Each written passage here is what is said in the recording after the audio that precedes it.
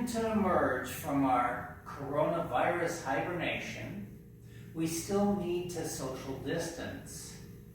The rokushakubo is the perfect weapon to begin to understand 6-foot distance, as it's 6 feet.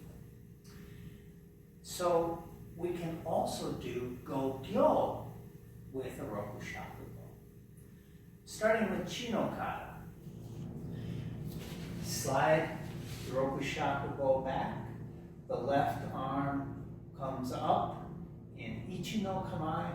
The right hand slides down the shaft. Shift your weight forward, and the bow falls into place. One more time. As I shift, there's a connection between my right foot and my right hand. As I step back here, I place the bow against my right shoulder and slide the hand down the shaft as far as it'll go to create a pivot point. So that then when I shift my weight forward, my shoulder pushes the bow in the direction that I'm going in, and I follow along with it.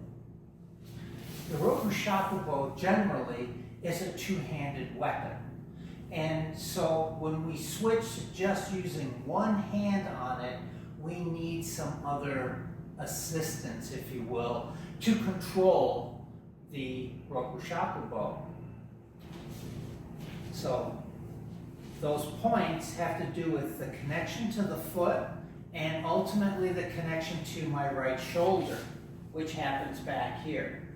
And the right hand slides down the shaft at that point because I'm pressing the bow into my shoulder with my right hand. So as I turn, then where the right hand is on the shaft allows for the weight of the bow to naturally drop forward.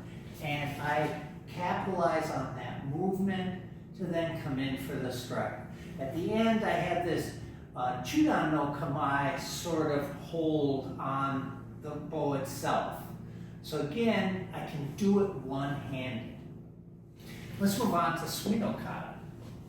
With suinokata, I have this same connection point to the outside of my right foot, and as I step offline in jodan uke, I retain that connection and slide the right hand down the shaft so that it's pushing lightly into my right shoulder.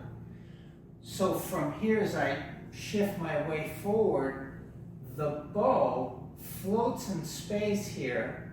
So there's a bit of a pendulum action, and I'm able to pick it up with the left hand to do this strike to the outside. Once more. So offline, 45-degree, hit your dakinuke, then from there, your right hand pushes the bow into the right shoulder as it repositions on the shaft for a new pivot point for this strike. On this side, on the left side, I can pick it up with my hand or I can use my forearm to pin it against my body. Next, kamakata. Starts out like sui, drop off 45, my dakinuke. Then as I slide the right arm down, I press into my right shoulder. Now, I turn this way to bring it to sui. I drop it to the left now to bring it into ka. So the position at the shoulder, I turn towards my left. So there's a little bit of a twist here, and this falls into place there. So from your dakinuke, twist to the left, and there comes the rokushakubo, which you can drive in then with the left foot. So, slide off line, 45 here, strike, slide the arm down in. When you do that, you've positioned it on your shoulder here. Twist to the left, there it comes in. Whether we're doing chi, sui, or ka, it starts the same way. This position to the connection to the foot, sliding the arm, the right arm down, and connecting to my right shoulder. If I go straight forward, the bow drops that way. If I twist left, the bow goes that way. If I pop this out from the shoulder, it comes around here for sweep. So this connection to the foot, the hand coming down, and the shoulder are what's critical drivers behind the rokushakubo. Let's move on to funokata. So I step off line, geidan uke. From here, I let go of the bow with the right hand and slide down the shaft and have a reverse grip on the bow.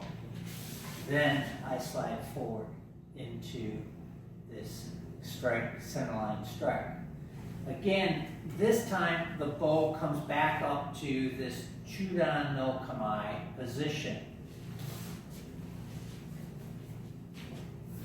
Offline, geidan uke. Balancing the bow vertically, I change my grip. So here, the back of my forearm is against the shaft of the bow. As the hand is as low as I can get it here, then as I shift my weight, it starts this pendulum motion for the strike. So it's in this position with the back of my forearm on it, and drop the elbow, and now I'm striking. Move on to kunokata. It starts the same way as fu, back into geidan uke, switch grips, only as I shift my way forward, I pass to the left hand, open up here, and kick in underneath. The left hand releases and sweep the bow outwards. Again, geidan uke, switch grips, the bow comes horizontally up, kick in underneath, you can let go with the right hand and strike. It doesn't matter which hand. So one of the main ideas that comes up with Gogyo and the rokushakubo has to do with this pendulum motion of the bow itself, about the positioning of your hand. If you have the bow in the middle, you don't quite have that pendulum ability, versus if you go a little bit further, it can drop forwards, the outside to the inside. If you reverse the grip here, it drops back very nicely, allowing the bottom end to come in, okay? So these are very important ideas to consider when you're doing Gogyo with the rokushakubo. The pendulum sweep. Thank you very much. See you next time.